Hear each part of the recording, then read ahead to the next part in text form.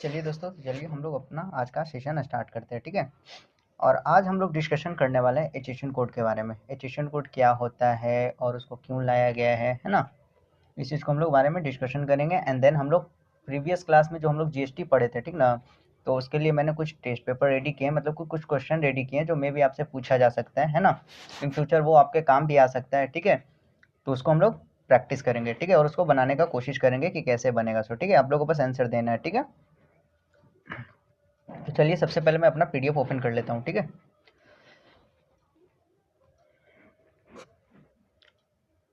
तो देख सकते हैं यहाँ पे मैंने बताया एक एचेशन कोड के लिए एक्सप्लेनेशन पीपीटी रेडी किया था, लेकिन ये नॉर्मल सा ही है। इसको मैं अभी दिखा देता हूँ, ठीक है। एंड देन इसके बारे में डिस्कशन करेंगे अपना। देख सकते हो ये हमारा एचेशन कोड है, ठीक ना। और ये एचेशन कोड का जो ये फुल नेम है, ठीक ना, हार्मोनाइज्ड सिस्टम, एक सेकेंड, अप्रूव, ठीक है, हार्मोनाइज्ड सिस्टम ऑफ नोमेनक्लेचर, ठीक है। ये एचेशन कोड का क्या है, फुल नेम है, ठीक है। अगर हम बात करते हैं सेकंड वाले पेज में, ठीक है, तो लिखा हुआ व्हाट इज एचेशन कोड। एचेशन कोड क्या होता है, ठीक है। तो ये क्या है, एक इंटरनेशनल प्रोडक्ट क्लासिफिकेशन सिस्टम होता है, ठीक है। क्लासिफिकेशन का मतलब होता है कि किसी चीज़ को आइडेंटिफाई करना है, ठीक ना, क्या करना, किसी चीज़ को आइडेंटिफाई करना है ना। जैसे अगर हम लोग देखते हैं तो हमारे घर में बहुत सारे गोदरेज वगैरह होते हैं, अलमीरा वगैरह होता है, तो एक सेपरेट सेपरेट चीज़ों को रखते हैं कि नहीं, इस वाले में हमको सिर्फ बुक रखना है, ये वाला बुक रखना है, इस वाले में ये चीज़ रखना है ना। क्यों, उससे ईजिली हो जाता है चीज़ों को फाइंड करने के लिए, है ना। इसीलिए एचेशन कोड लाया गया है ना। तो इसमें क्या होता है, क्लासिफिकेशन के लिए, क्लासीफाई करने के लिए, कैसे आइडेंटिफाई करेंगे, है ना। और इसमें क्या क्लासीफाई करेंगे, है ना, तो हम लोग यहाँ पे जीएसटी को क्लासीफाई करने के लिए एक ग्रुप बनाया गया, ठीक ना। एचेशन कोड समझिए कि ये क्या है, एक ऐसा चीज है जिसमें कुछ आइटम उसके अंदर आते हैं ना। जैसे मान लीजिए बहुत सारे आइटम है ना, एक एचेशन कोड के अंदर आते हैं, ठीक है।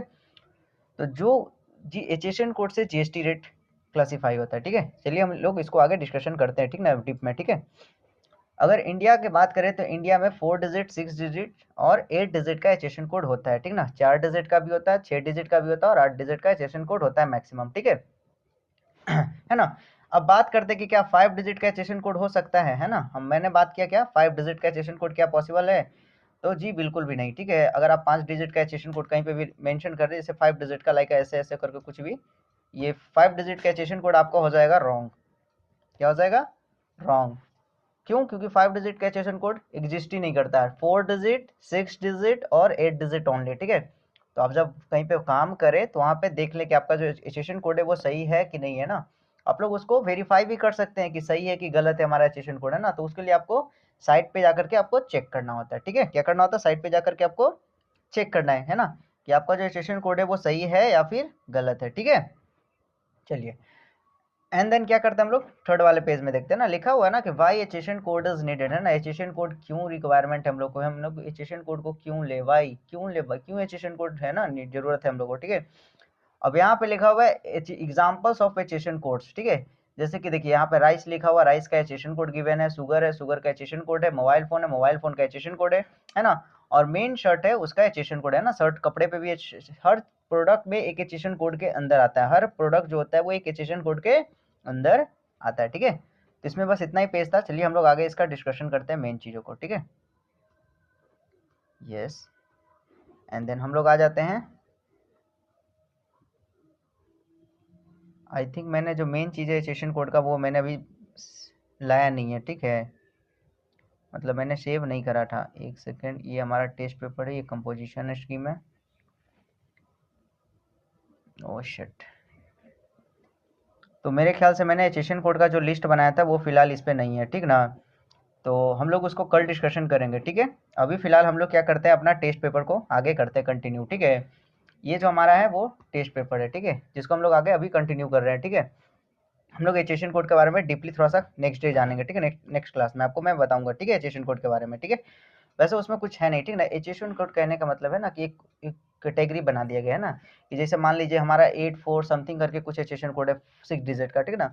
अब उसमें क्या रख दिया, पेन, कॉपी, स्टेशनरी का जो आइटम है एक अलग एचेशन कोड में रख दिया है ना। और स्पेयर पार्ट का है वो एक अलग एचेशन कोड में रख दिया गया ना। इससे क्या होगा कि एचेशन कोड से ना जीएसटी रेट फिक्स करने में आसानी होता है ना। जैसे मान लीजिए ईच एचेशन कोड पर मान लेता है 18% का जीएसटी है, ईच एचेशन कोड के अंतर्गत 5% का जीएसटी है, इस एचेशन कोड के अंदर 12% का जीएसटी है ना। तो इसलिए, लेकिन मैं इसको कल अच्छे से थोड़ा बहुत एक्सप्लेन कर दूंगा, ठीक है। अभी फिलहाल जो आपका काम है वो है ये देखना है ना, हमारा 20 क्वेश्चन है, ठीक है, और पर क्वेश्चन मैंने 2 मार्क्स का बनाया है, टोटल मार्क्स 40 मार्क्स का हो जाएगा आपका, ठीक है, ठीक है।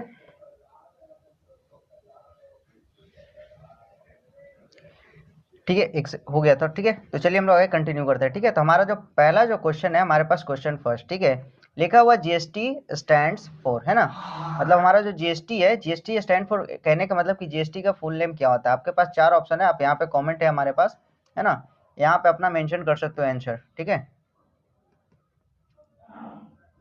आप यहाँ पे अपना आंसर मेंशन कर सकते हो, ठीक है।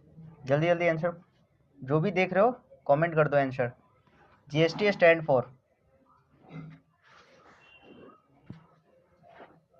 Goods and service tax. और कोई है?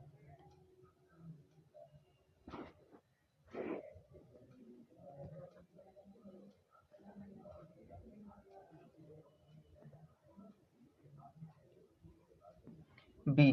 तो जीएसटी का जो एक्चुअल में फुल नेम होता है गुड्स एंड सर्विस टैक्स, जो कि बी नंबर जो है वो सही है हमारा, ठीक है। बी नंबर हमारा क्या है, सही है, गुड्स एंड सर्विस टैक्स ही होगा, ठीक है। ये जीएसटी का फुल नेम होता है ना, ठीक है। अगर हम लोग नेक्स्ट क्वेश्चन की तरफ बढ़ेंगे आगे, तो हमारा जो सेकंड क्वेश्चन है, आप लोग जल्दी जल्दी आंसर कमेंट कर दीजिएगा बस, ठीक है। सेकंड जो क्वेश्चन है, GST was introduce in India in which year, मतलब जीएसटी जो था वो इंडिया में कौन से साल कौन से ईयर में लाया गया था, है ना। ये मैंने कल बताया था, ठीक है, कि कब लाया गया था, डेट मंथ ईयर मैंने तीनों बताया था, ठीक है। लेकिन हमारे पास अभी सिर्फ ईयर पूछ रहा है हमसे, कौन से ईयर लाया गया है ना। 2015 में आया है जीएसटी, 2017 में आया है जीएसटी, 2019 में आया है जीएसटी, या 2020 में आया जीएसटी, फटाफट।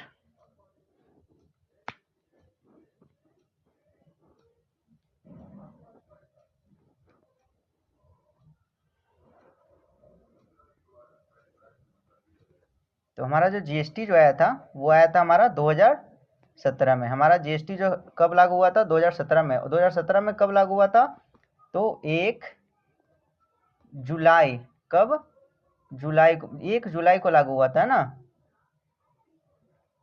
1 जुलाई 2017 में जीएसटी इंडिया में आया था, ठीक ना। उससे पहले अदर अदर टैक्सेस चलते थे, ठीक ना। तो 1 जुलाई 2017 से हमारा जीएसटी लागू हुआ था, ठीक ना। ये चीज को माइंड में आप रख ले, ठीक है। एंड देन हम आगे बढ़ते हैं थर्ड थर्ड नंबर क्वेश्चन पे, ठीक है।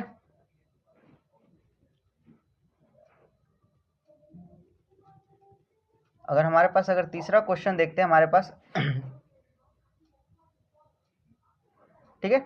अब हमारे पास बात कर रहा है कि हमारे पास जीएसटी लिखा हुआ, how many digits are there, है ना, sorry, how many digits are in GST number, मतलब हमारे पास जीएसटी नंबर होता है उसमें कितने डिजिट्स होते हैं, ये पूछ रहा हमसे कि जीएसटी नंबर में कितने डिजिट्स होते हैं। अगर आपको पता है तो जल्दी से कमेंट कर दें, ठीक है।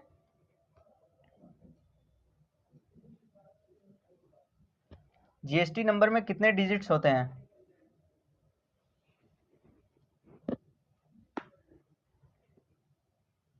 12?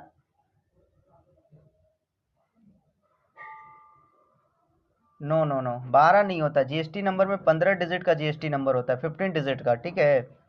ये हमेशा माइंड में रखें, जीएसटी नंबर जो हमारा होता है वो 15 डिजिट का होता है, 12 डिजिट का जीएसटी नंबर नहीं होता है, 15 डिजिट का जीएसटी नंबर होता है, ठीक है।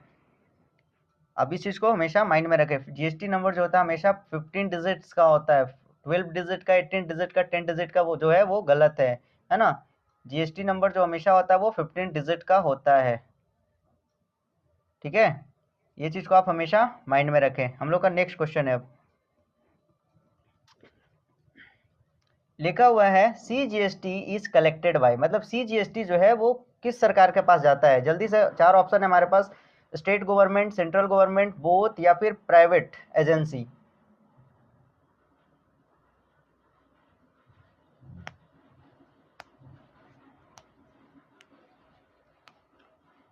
तो हमारा जो सही जो आंसर हो जाता है हमारा वो होता है सेंट्रल गवर्नमेंट। सीजीएसटी जो है वो हमारा जो जाता है वो सेंट्रल गवर्नमेंट को जाता है ना। सीजीएसटी कौन कलेक्ट करता है, सेंट्रल गवर्नमेंट करता है हमारा, है ना। और एसजीएसटी जो है वो स्टेट गवर्नमेंट कलेक्ट करता है। एसजीएसटी कौन कलेक्ट करता है, state government, CGST central government. तो इसलिए हमारा जो सही जो आंसर हो जाएगा वो सेंट्रल गवर्नमेंट हो जाएगा, ठीक है। अब आते हैं हम लोग फिफ्थ नंबर पे। फिफ्थ नंबर में हमारा जो क्वेश्चन है वो लिखा हुआ है S GST is collected by. S GST को कौन कलेक्ट करता है ना? Central government, state government, RBI या फिर एसीबीआई? Who collect? तो एस जीएसटी जो कलेक्ट करता है वो हमारा करता है स्टेट गवर्नमेंट। एस जीएसटी जो कलेक्ट करता है वो हमारा कौन करता है? स्टेट गवर्नमेंट, ठीक है। अब हम लोग चलते हैं इसमें। लिखा हुआ IGST is applicable on. IGST कब लगता है? विद इन, है ना, with in state supply, inter state supply, free supply या फिर एग्रीकल्चर सप्लाई? किस सप्लाई में आईजीएसटी का हम लोग अप्लीकेबल आईजीएसटी लगाते हैं?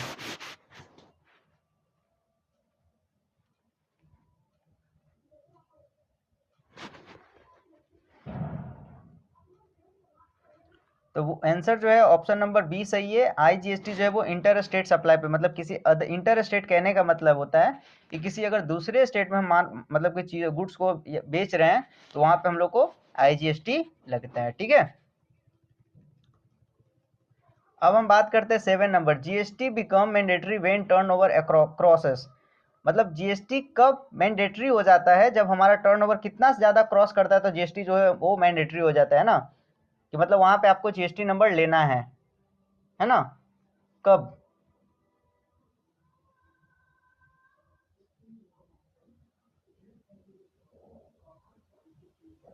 बी, ए?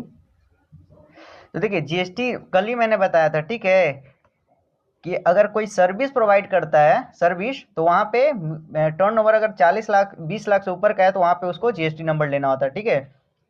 लेकिन अब अगर वो गुड सप्लाई कर रहा तो वहां पे 40 लाख मिनिमम था। 40 लाख से अगर ऊपर हो रहा तो उसको वहां पे जीएसटी नंबर लेना होता है, ठीक है। तो मेरे उस अकॉर्डिंग 20 लाख जो हो जाएगा वो यहाँ पे करेक्ट हो जाएगा, क्योंकि यहाँ पे कहीं पे मेंशन नहीं किया गुड्स है या सर्विस है, ठीक है ना। लेकिन एक जो था वो 40 लाख था और एक मिनिमम 20 लाख था, ठीक है। तो यहाँ पे 20 लाख जो हो जाएगा आपका वो मैंडेटरी हो जाएगा, ठीक है। चलिए हम लोग बढ़ते हैं अब नेक्स्ट क्वेश्चन पे। हमारे पास है 8 नंबर क्वेश्चन। लिखा हुआ which GST is applied when goods move from Bihar to Delhi, है ना। बोल रहे हैं यहाँ पे कि कौन सा जीएसटी अप्लीकेबल होगा जब हम सामान को बिहार से दिल्ली भेजेंगे तो, है ना। कौन सा? जल्दी जल्दी कमेंट कर दो।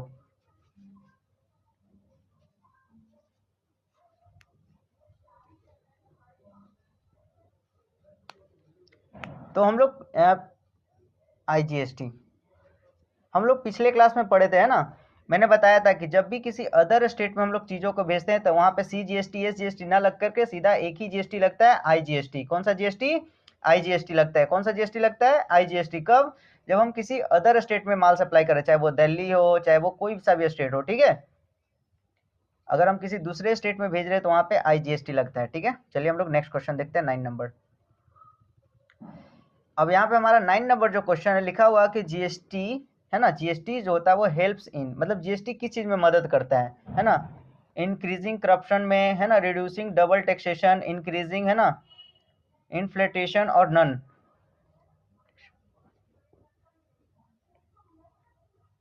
Inflated. B.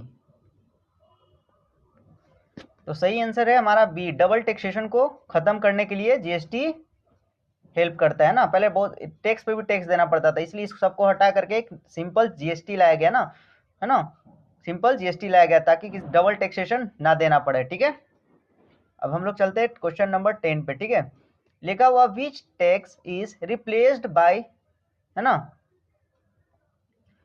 Which tax is replaced by GST.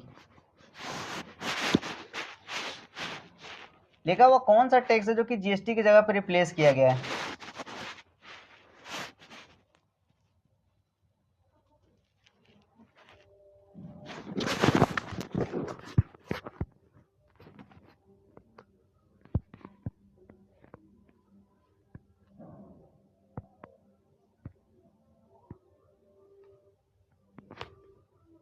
B, sale tax, income tax, road tax या ग्रीन टैक्स?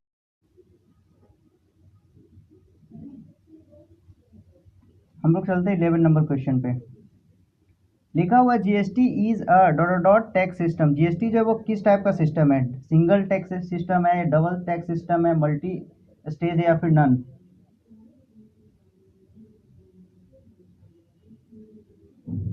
हाँ, जीएसटी जो है वो सिंगल टैक्स सिस्टम है, इसमें डबल टैक्स नहीं लगता है, मल्टी स्टेज नहीं है ना, सिंगल टैक्स लगता है जीएसटी में हमारा, ठीक है। अब हम लोग बढ़ते हैं 12 नंबर क्वेश्चन में। इनपुट टैक्स क्रेडिट मीन्स, है ना, इनपुट टैक्स क्रेडिट मैंने जो कि कल बताया था, आईटीसी, ठीक ना, ITC input tax credit means क्या होता है? पेइंग एक्स्ट्रा टैक्स होता है, या फिर claiming tax paid on purchase, या फिर बैंक लोन, या फिर none? Which option is correct?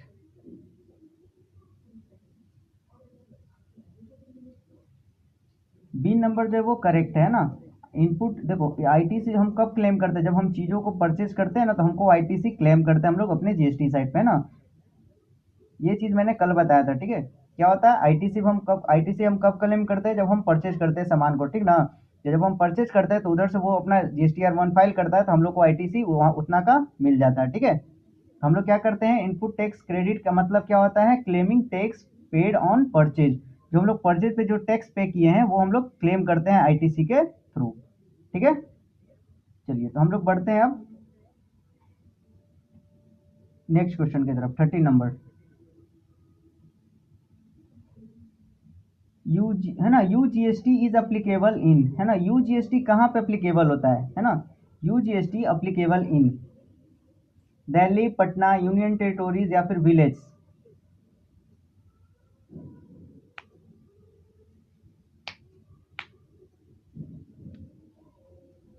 तो यूजीएसटी जो अप्लीकेबल होता है वो यूनियन टेरिटोरी में होता है ना, यूनियन टेरिटोरीज होता है उसमें यूजीएसटी का यूज हम लोग करते हैं। वहाँ पे एसजीएसटी भी लगा सकते हैं, डजेंट मैटर, बट वहाँ पे यूजीएसटी जो अप्लीकेबल होता है वो सिर्फ यूटी के लिए होता है, चाहे वो लद्दाख हो, चाहे वो दिल्ली हो, है ना, अंडमान निकोबार हो, है ना। आई थिंक मेरे ख्याल से 8 को यूटी हमारा, तो उन्हीं 8 यूटी में यूजीएसटी लगेगा, ठीक है। वो भी कब लगेगा? जब जिस मतलब कि जोन से यूटी में है और उसी यूटी में माल सप्लाई होगा, तब किसी जैसे ही किसी अदर यूटी या फिर किसी अदर स्टेट में, देन ये दोनों हट करके क्या लग जाएगा वहां पे? डायरेक्ट आईजीएसटी, ठीक है। अब हम लोग बढ़ते हैं 14 नंबर क्वेश्चन पे। लिखा हुआ जीएसटी, है ना, जीएसटी इज लिवाइड ऑन, है ना, मतलब कि यहाँ पे सीधा क्वेश्चन करा कि जीएसटी किस पे लगता है? सिर्फ जी सर्विस पे लगता है, या फिर ओनली गुड्स पे लगता है, या फिर गुड्स एंड सर्विस दोनों पे लगता है, या फिर ओनली इंपोर्ट्स पे? विच ऑप्शन इज करेक्ट?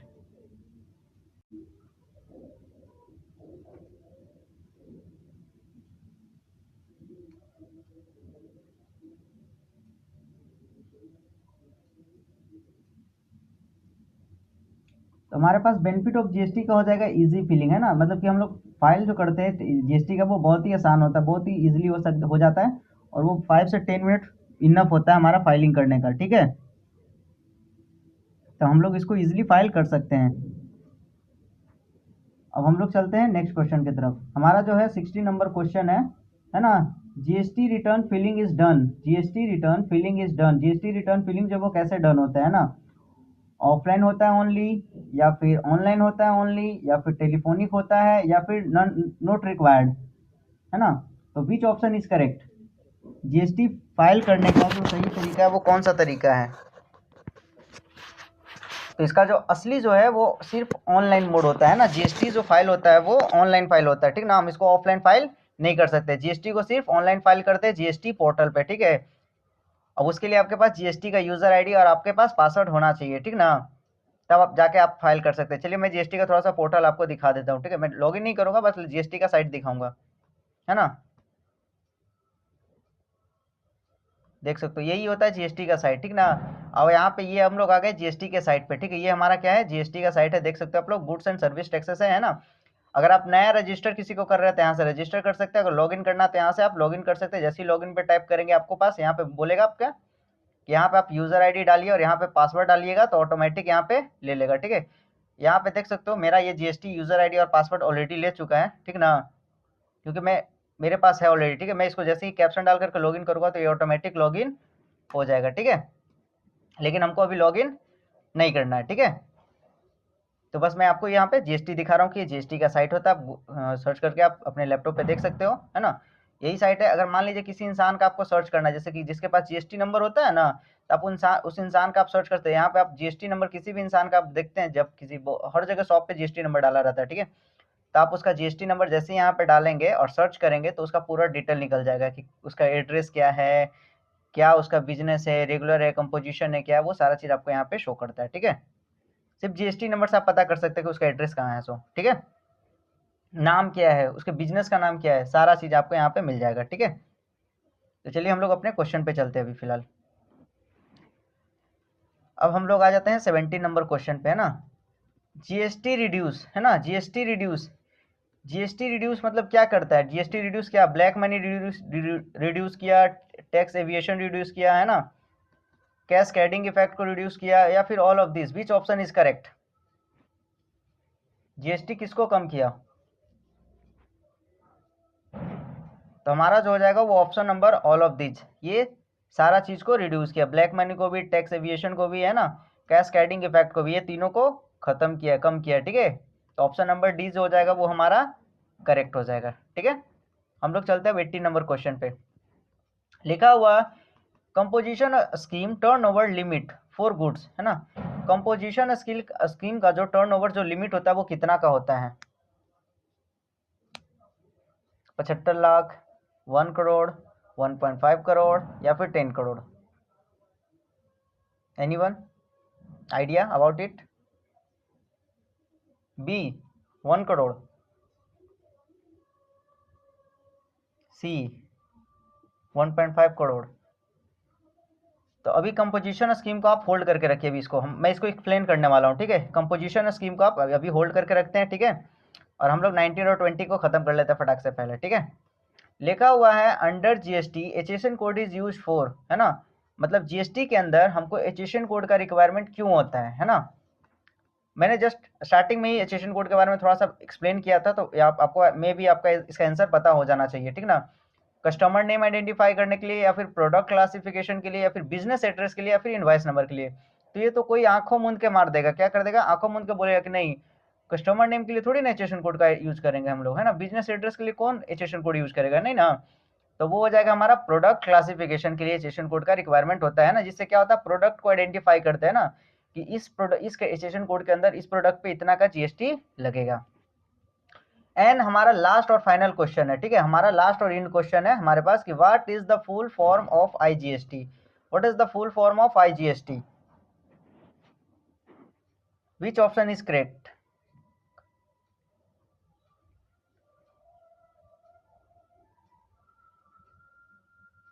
तो इसका जो ऑप्शन नंबर हमारा सही हो जाएगा वो ऑप्शन नंबर ए जो है वो करेक्ट है ना, integrated goods and sale tax, है ना। ये सही है नंबर?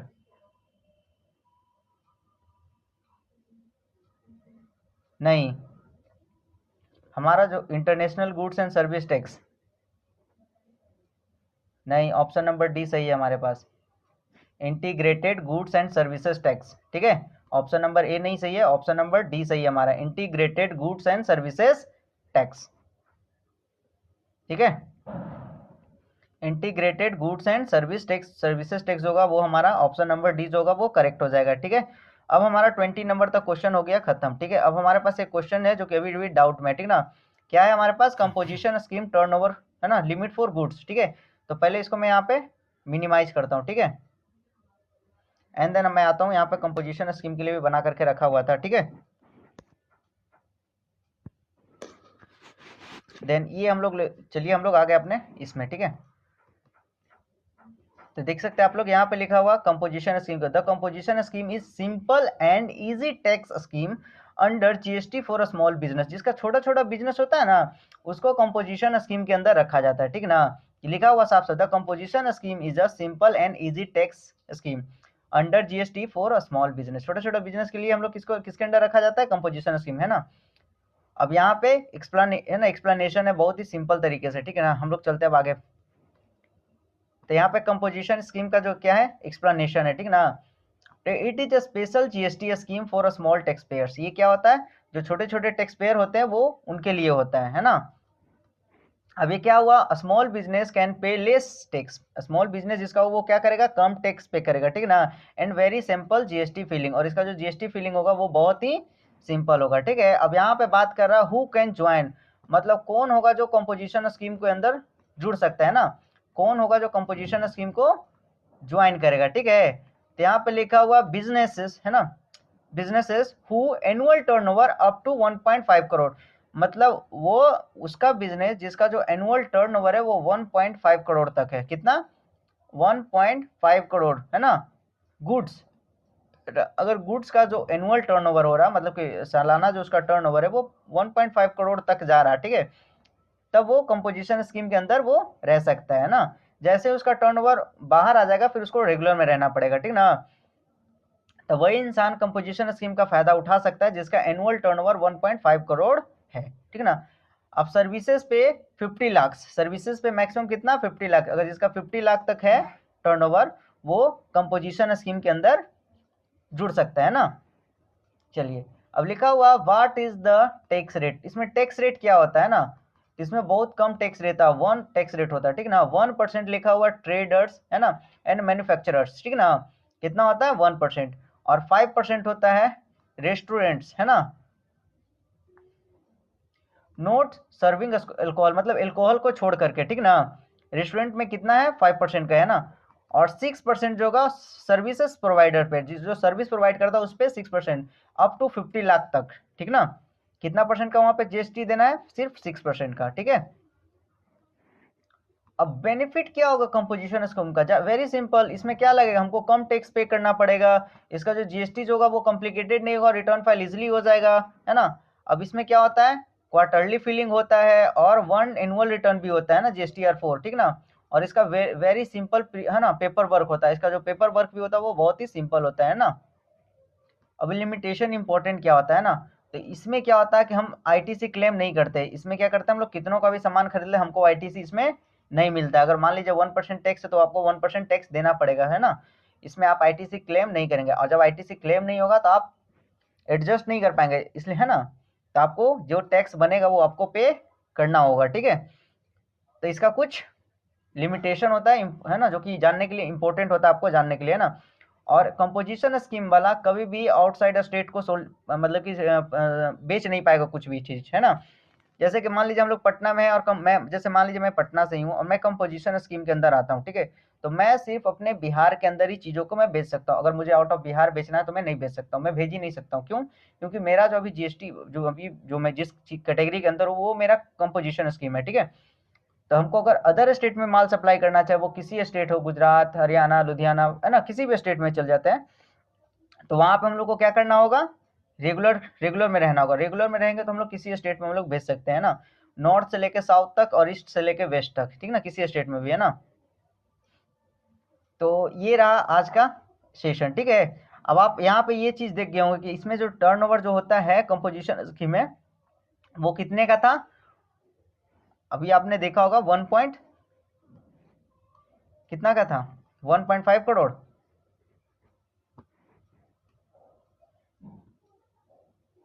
तो हमारे पास टर्नओवर कितना था, मिनिमम मैक्सिमम कितना था, 1.5 करोड़ गुड्स पे और सर्विसेज पे था 50 लाख रुपया, ठीक ना। अब हम लोग देखते हैं अपना उस वाले में क्या क्वेश्चन था हमारे पास, ठीक है।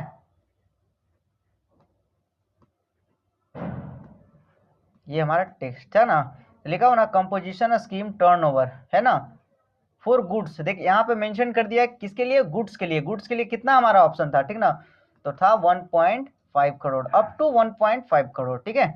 तो ऑप्शन नंबर सी क्या होगा हमारा यहाँ पे करेक्ट हो जाएगा, ठीक ना। ऑप्शन नंबर सी क्या हो जाएगा हमारा यहाँ पे करेक्ट हो जाएगा, है ना। कंपोजिशन स्कीम के अंदर कितना का लिमिट होता है, 1.5 करोड़ का लिमिट होता है, ठीक ना। तो आज का सेशन हमारा यहाँ पे खत्म होता है, ठीक है। हम लोग कल स्टार्ट करेंगे नए सेशन में, और हम लोग कल सेशन कोड को भी थोड़ा बहुत अच्छा से समझ लेंगे, ठीक है। मेरे ख्याल से टैली का जो प्रैक्टिकल का चीज था वो ऑलमोस्ट इंड हो चुका है, ठीक है ना। तो बस आपको क्या करना है, रिवीजन करना, और रिवीजन करने के लिए मैंने बहुत सारे टेलीग्राम पे आपको भेज दिया गया है, ठीक है। आप चाहो तो टेलीग्राम पे जा करके सर्च करके, आपको टेलीग्राम पे हो गए तो आप वहां से जा करके देख सकते हो और उसको प्रैक्टिस करो, ठीक है। प्रैक्टिस में यही करना है कि आप कम से कम पर डे आप 100 बिल सेल का काटो, ठीक है। 10-20 परचेज का डेली एंट्री करो, किसी के भी नाम पे काट सकते हो, पार्टी नेम कोई सा भी हो, डजेंट मैटर, कैश में काटो, सेल टू कंज्यूमर में काटो, लेकिन डेली बिल काटो, है ना।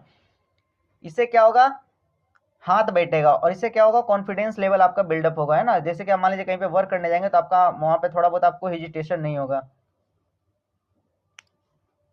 जीएसटी फाइल कैसे होगा, जीएसटी फाइल करने के लिए पहले हमको प्रॉपर तरीके से आपको टैली आना चाहिए, है ना। जीएसटी फाइल उतना भी टफ नहीं है लेकिन उतना भी इजी नहीं है। उसके लिए हमारे पास यूजर आईडी पासवर्ड होना चाहिए, है ना। फिर उसके बाद कंपनी का डाटा होना चाहिए कि हाँ किस कंपनी का हमको जीएसटी फाइल करना चाहिए, ठीक है। तो मैं वो भी मैं डिस्कशन कराऊंगा, है ना। लेकिन उसके लिए पहले, सबसे पहले हम लोग को क्या करना होगा, पहले हमको पूरी तरीके से टैली को कवर करना होगा, ठीक है ना। तभी आपको जीएसटी फाइल करने के लिए आपको मौका मिलता है। और अगर मान लीजिए हम जीएसटी फाइल में कुछ थोड़ा बहुत भी मिस्टेक करते हैं तो फिर हमको प्रॉब्लम भी फेस करना पड़ता है ना। समटाइम क्या होता है हम लोग को कि ये क्या बात, नोटिस आ जाता है जीएसटी का, है ना, इन जीएसटी से साइट से, ठीक है। तो हम लोग को फिर पेनल्टी भी लगता है। तो जीएसटी को समझेंगे अपन धीरे धीरे, लेकिन उससे पहले हम लोग को टैली पे बढ़िया तरीके से कमांड होना बहुत ही इंपॉर्टेंट है। अगर आपका टैली पे कमांड है तो आपको जॉब भी इजीली मिल जाएगा पटना में ही या फिर किसी भी अदर स्टेट में, बस बेसिकली सिर्फ टैली के लिए। बस आपको कैलकुलेशन थोड़ा बहुत बढ़िया करना है, मैथ में बढ़िया करना है, परसेंटेज प्रॉफिट लॉस, बस इतना ही। परसेंटेज प्रॉफिट लॉस और आपको इतने आना चाहिए कि एडवांस है कि आउटस्टैंडिंग है, बस इतना चीज़ आपको पता करने आना चाहिए, ठीक है। बाकी तो नॉर्मल डेबिट क्रेडिट वो आसान चीज़ है, तो वो चीज़ आप ऑलरेडी समझ जाओगे, ठीक है। बाकी हम लोग आगे भी डिस्कशन करते हैं नेक्स्ट क्लास में। आज का क्लास हमारा ओवर होता है, ठीक है। Good night.